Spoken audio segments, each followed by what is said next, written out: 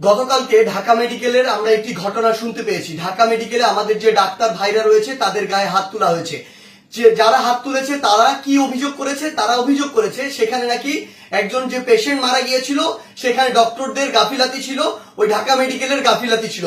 এখন প্রশ্ন হচ্ছে যে ডক্টরদের বা ঢাকা মেডিকেলের যে গাফিলাতি ছিল কিনা এটি নির্ধারণ আপনি কিভাবে করতে পারেন, কোন এক্সপার্টিজের ভিত্তিতে এটি নির্ধারণ করতে পারেন এবং এই অথরিটিটা আপনাকে কে দিয়েছে? যদি কোনো গাফিলাতি থেকে থাকে, ডক্টরের হোক, প্রশাসনের হোক, কিংবা যে কারো হোক, কিংবা কর্তৃপক্ষের হোক, অবশ্যই তার বিচার হবে। তার বিচার একটি প্রক্রিয়াধীন প্রক্রিয়া হবে, একটি তদন্তের মাধ্যমে হবে। সেই অভিযোগটি আপনি বিএমডিসি তে করতে পারেন কিংবা সেই অভিযোগটি আপনি প্রশাসনের কাছে করতে পারেন। কিন্তু আপনার কি অভিজ্ঞতাটুকু রয়েছে, আপনার কি দক্ষতাটুকু রয়েছে যে একজন ডক্টর তার সাথে গাফিলতি করেছে কিনা সেটি যাচাই করার? আমাদের সবচেয়ে বড় এখন যে সমস্যাটি হয়ে গিয়েছে, আমরা এই বাঙালিরা অধিকাংশ ক্ষেত্রে অধিকাংশ বাঙালি নিজেদেরকে সব জায়গায়